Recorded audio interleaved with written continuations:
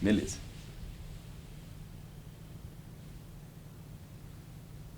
Eu preciso falar com o Halim. Eu quero saber quem está por trás de tudo isso. A segunda... Você dá uma puxadinha?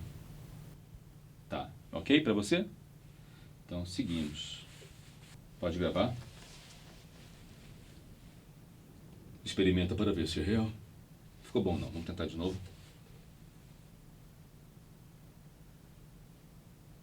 Experimenta e veja se é real. Assistir filmes estrangeiros dublados é acreditar que a voz do dublador ou dubladora é a mesma do ator ou da atriz.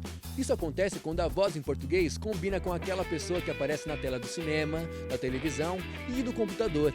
Muita gente reconhece o personagem pela voz, e quando ouve a verdadeira, na língua estrangeira, se surpreende. Por trás das câmeras das produções audiovisuais dubladas, há também um artista, que mesmo não aparecendo, precisa saber interpretar e dominar algumas técnicas. Por isso, a dublagem é considerada a arte da voz. Eu comecei a dublar profissionalmente há 1 ano e meio. E antes disso eu fiz um curso de 1 ano de duração, que a gente tinha aulas semanais. Então, assim, eu considero que eu dublo há 2 anos e meio, porque tem esse ano de curso que eu estive dublando durante todo esse tempo, né? Eu comecei a dublar há uns 22 anos. Primeiro no Rio de Janeiro, lá eu dublei por uns 13 anos mais ou menos. Estou aqui em São Paulo há uns 8 anos mais ou menos, então dá quase 22. Esse tempo. E como eu sou ator, né, tem que ser ator para ser dublador, eu era ator uns 3 anos antes, mais ou menos isso. Eu dublo há 27 anos, eu acho, 26, 27 anos. Comecei tarde. Gostava de ver desenho, de fazer vozes caricatas, tal. Quando eu decidi pela minha profissão, para ser dublador precisa ser ator profissional, né? Eu fazia teatro, tal, fiz curso de locução, também sou locutor. Não há necessidade para ser dublador, mas enfim, eu também quis ser locutor. E aí fui atrás dos estudos de dublagem. Na época não havia curso, não havia nada, né? Você tinha que ir lá na raça, ver como é que faz e tentar fazer. E foi como eu aprendi a dublar. Os estudos da Alamo, que não existem mais, né? E, enfim, fui fazendo um pouquinho aqui, uma pontinha aqui e tal, e estou até hoje aí, enganando vocês aí. E quais vozes você já dublou em produções audiovisuais? Bem, em mais de 2 décadas de carreira, aí já são muitas vozes. Se a gente for falar de desenho, os mais famosos, assim, que quase todo mundo conhece, é o Madagascar, onde eu faço a voz da zebra. No desenho do Walt Disney, A Dama e o Vagabundo, eu faço o Vagabundo. Eu faço o Príncipe da Cinderela, e aí já são de desenho mais famosos. E aí de longa-metragem tem um monte. Tem o Hulk, no filme do Hulk que teve, o ator Jude Law, o ator Ewan McGregor, o ator Paul Walker, Jake Gyllenhaal, onde eu fiz o Príncipe da Pérsia. Todos esses atores eu fiz em mais de 10 filmes. E aí Eric Bana, tem uma gama enorme de atores. De séries também tem a série Revenge, que passava na Globo, eu fazia um dos principais. A série Friends, eu faço o Ross. A série Drake e Josh, eu faço o Drake. Quem mais? E aí o ator que faz o Drake, né, nos Estados Unidos, ele dubla um desenho chamado Ultimate Homem-Aranha, que eu também dublo aqui no Brasil, né, o desenho do Homem-Aranha atual que passa na Disney. Nossa, e por aí, esses são os que eu tô lembrando agora, mas aí tem um montão ainda. Então, eu tive a oportunidade de fazer bastante coisa legal, né? Até personagens que eu via quando eu era criança, como o Pateta da Disney, o Zé Colmeia, que são mais famosos, né? Desenhos mais recentes, como os Pinguins de Madagascar, fiz personagens lá também, o Mork, o Rico. Bastante desenhos. Animes, né? Que é essa geração mais jovem aí, acompanham muito os animes, os desenhos japoneses, os Cavaleiros do Zodíaco, o Shiryu de Dragão, que é um personagem muito querido e tal. Enfim, fiz muito desenho, seriados, atores famosos como Champagne, Jim Carrey no Batman. Então, como eu comecei há pouco tempo, porque 2 anos e meio para uma carreira de dublador é bem pouco tempo, né? Eu sou considerado ainda um novato. eu não fiz, na verdade fiz poucos papéis de destaque, assim. A maioria dos personagens que eu fiz, das vozes que eu fiz, foram pontas, que a gente chama de pontas, que são participações pequenas, e personagens menores. Então, assim, o maior personagem que eu fiz era um pesquisador num documentário que apresentava a suposta dissecação de um Tiranossauro Rex. Então era um dos cientistas que ficava lá cortando o dinossauro, tirando os órgãos e tal e tal. Esse era um documentário que tinha, acho que cerca de 2 horas de duração, e foi assim o meu maior papel. No mais foram, como eu falei, pontas, personagens pequenos, pequenas participações, mas em vários tipos de programas, né? Tanto reality shows, que é o que mais tem, na verdade, em geral nos estúdios para ser dublado. São programas que têm, às vezes, 50 pessoas num programa.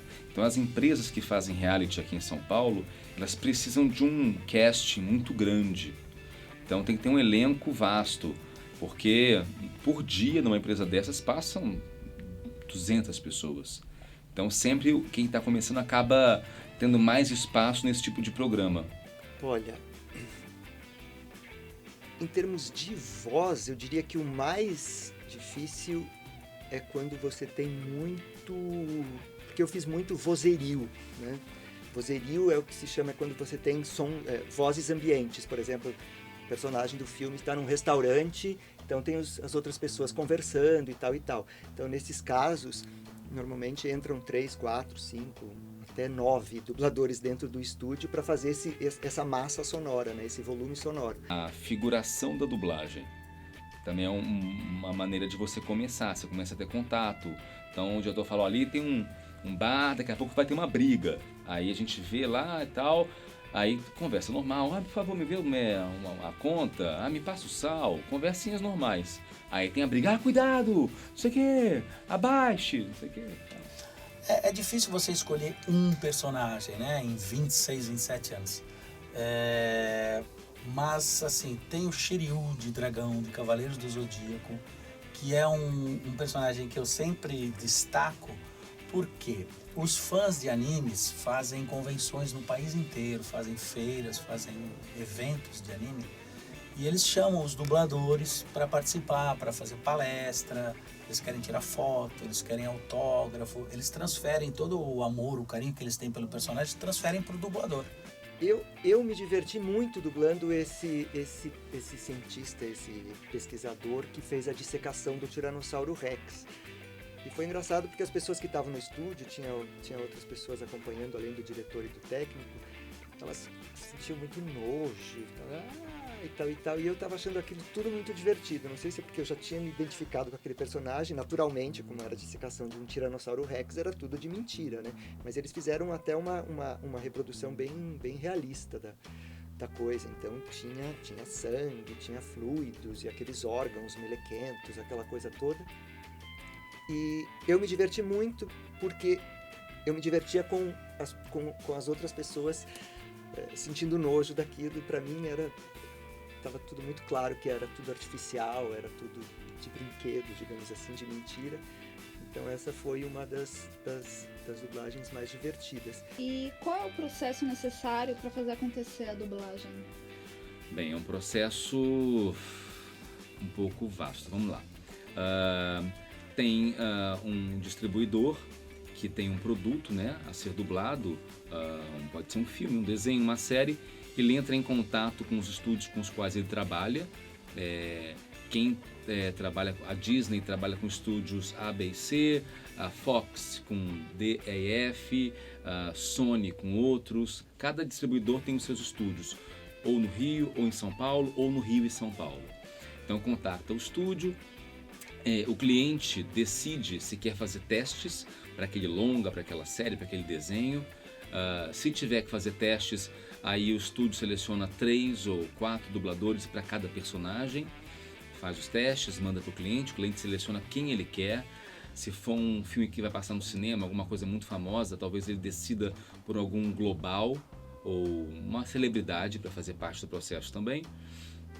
Paralelo a isso, o estúdio envia as imagens, né, do filme e mais o script no idioma original para um tradutor que vai traduzindo, e aí ele já tem então o texto traduzido, ele já tem os dubladores que vão fazer parte daquilo, são escalados os dubladores, né, cada dia alguém vai lá e vai fazendo, sempre em separado, o protagonista, a mocinha, o pai, a mãe, cada um vai lá no seu tempo, quem fala mais fica mais tempo no estúdio. Então, a dublagem, eu não sei se vocês sabem, ela acontece num estúdio, né? Em que nós temos basicamente 3 profissionais envolvidos, que são o diretor de dublagem, o dublador e o técnico, né?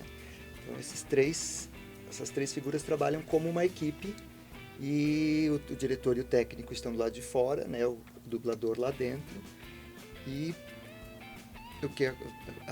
o diretor é que vai orientando o dublador, indicando onde no roteiro que ele entra, quais são as falas. Ele normalmente dá um perfil do personagem, faz um resumo da obra, né, do filme ou do programa que vai ser dublado, para contextualizar, para colocar o dublador a par do que está acontecendo, de qualquer história. E é isso. É ironia, né? Porque ele quer mais é que o filho arranque esse lixo da garagem dele. Estão falando do carro, né? É, passa lá. Este carro está parado na minha garagem já tem quase 8 anos. Você vai levá-lo hoje? E ele foi criado na Europa, então ele fala turco com sotaque, então ele foi dublado. Então o que a gente ouve nem é a voz dele, é um dublador que dublou ele mal.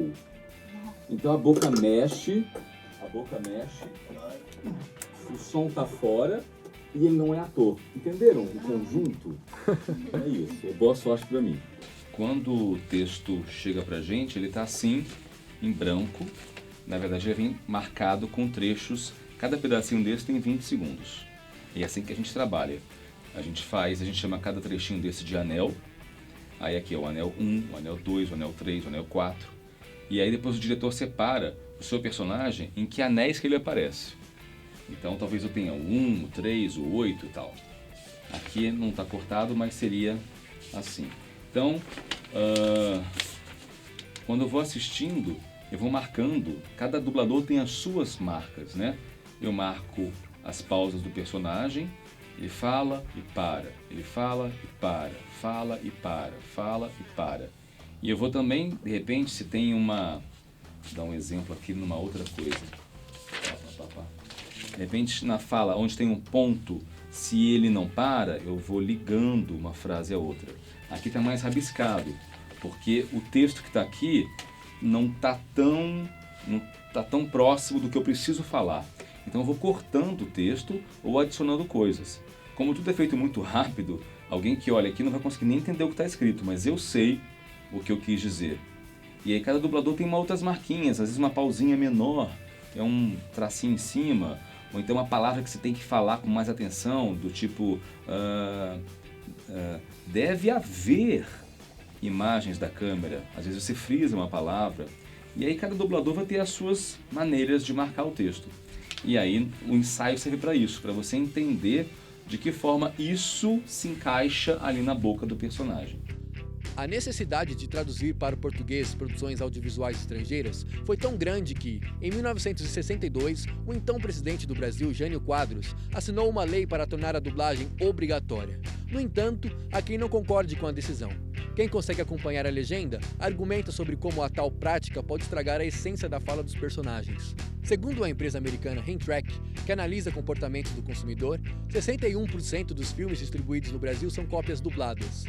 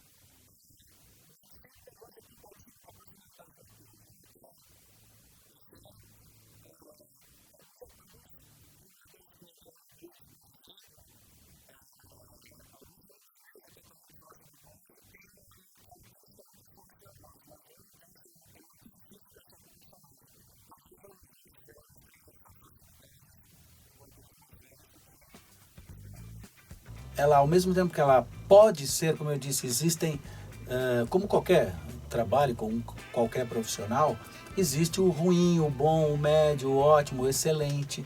A dublagem brasileira, ela pode ser excelente, e ela é, na maioria das vezes, excelente, mas ela também tem muita coisa mal feita.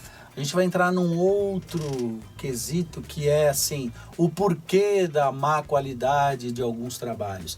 São estúdios que não estão preparados, que visam apenas lucro, que colocam pessoas não profissionais para fazer esse trabalho, dublagem em português feita lá em Miami por pessoas que nem atores são. Então, assim, tem uma série de fatores que podem levar a dublagem a uma qualidade bem ruim, mas a gente tem condições, e já mostrou isso, de fazer um trabalho excelente. Existiam na época, há 20 e tantos anos, meia dúzia de empresas que davam conta disso. Hoje em dia a gente tem mais de 20 em São Paulo, mais de 20 no Rio, e o mercado ampliando, né? Novos estúdios em Brasília,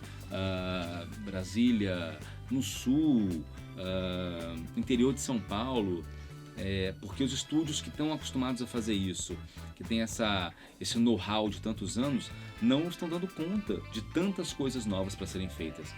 O que acontece de bom é porque você está ampliando o mercado, o leque de possibilidades, mais pessoas se empregando. No momento de crise que a gente está passando, você tem uma profissão em que, ao invés de estar demitindo pessoas, está admitindo, isso é maravilhoso, né? Só que as pessoas que estão entrando, muitas delas não têm o know-how suficiente ainda. E aí quando você está vendo um filme na televisão, antigamente você ouvia versão brasileira Herbert Richards, versão brasileira Alamo, São Paulo. Isso foi sendo tirado dos filmes. Então a pessoa começa a ver e vê lá um filme da Globo, que legal, daqui a pouco vem um filme, uma dublagem ainda fraca, feita por pessoas que não são capazes ainda e sem nenhum selo avisando. As pessoas que fizeram esse filme são pessoas que ainda não estão tão capacitadas. Então a pessoa vê, nossa, que dublagem ruim, e acha que a dublagem está ruim, e não está. Aquelas pessoas é que não sabem ainda fazer. Se você quer ver um show bom, você sabe em que casas você vai. Se você está sem grana, quer pagar R$10, você vai num botequinho ali, você sabe que está pagando menos por uma coisa que tem menos valor. Na TV não tem como você entender se essa é boa ou se essa é ruim. Então você está trocando de canal, você vê, gostei dessa, essa tá uma porcaria. Não tem como separar uma coisa da outra. Tá tudo meio que misturado. Então, nesse aspecto, a dublagem acaba pagando um pato por uma situação que está se acomodando ainda. Eu acho que com o tempo, essas empresas que estão surgindo, que ainda não sabem executar esse trabalho, vão aprender a fazer.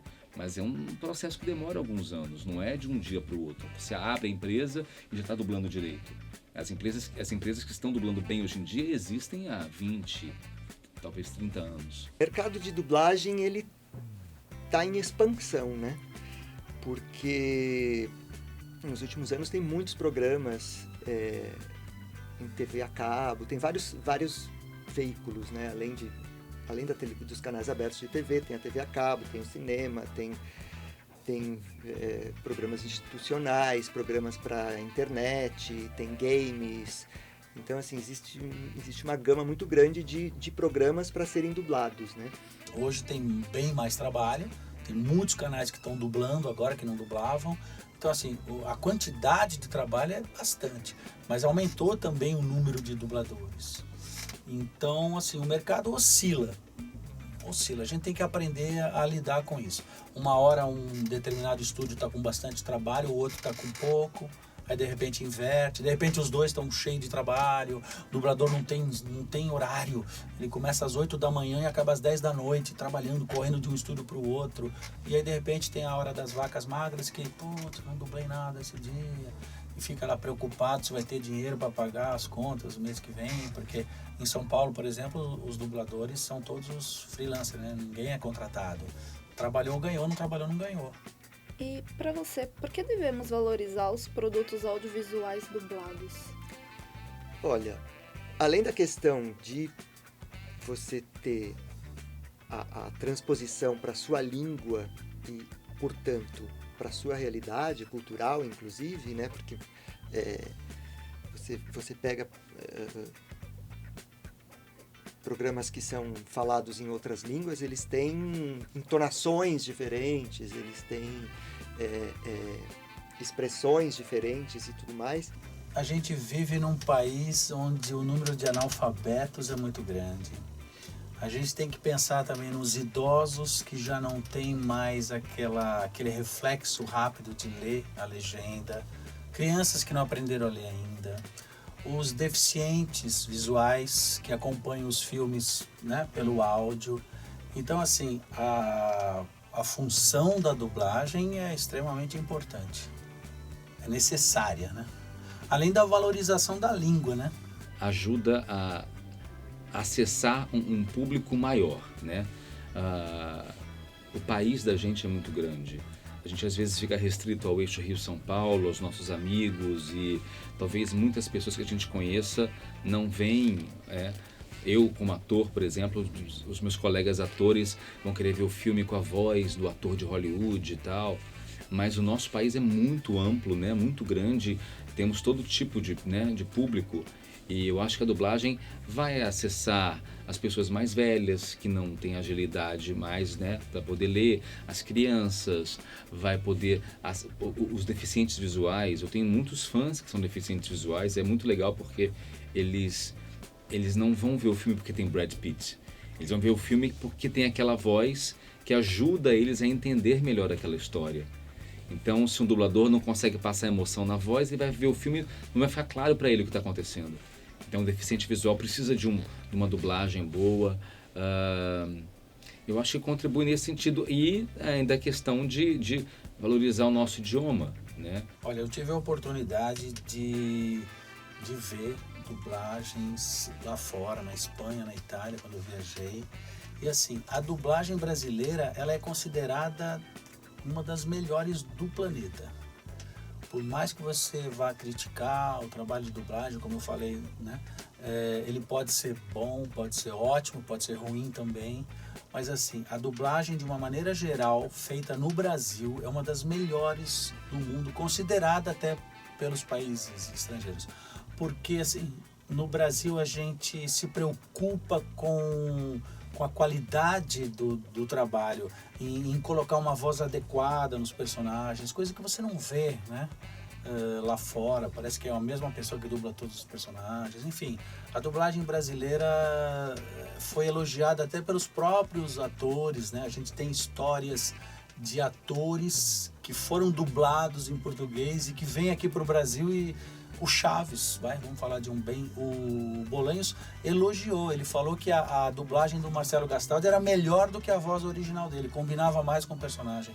Isso também aconteceu com outros atores, uma série que vocês talvez não lembrem, não conheçam, Perdidos no Espaço. Tinha lá o Dr. Smith, o ator esteve no Brasil e elogiou, fez questão de conhecer o dublador. Fred Flintstone é considerado pela Hanna-Barbera, pelos estúdios da Hanna-Barbera, como a melhor dublagem do mundo, é a brasileira, em português, do Fred Flintstone. Então, assim, a gente tem fatos, história de que a dublagem brasileira é realmente uma das melhores do mundo. Portanto, valorizar a técnica da dublagem no profissional é não esquecer que as vozes dubladas dos personagens são as que ficam guardadas na memória. Viva a dublagem brasileira!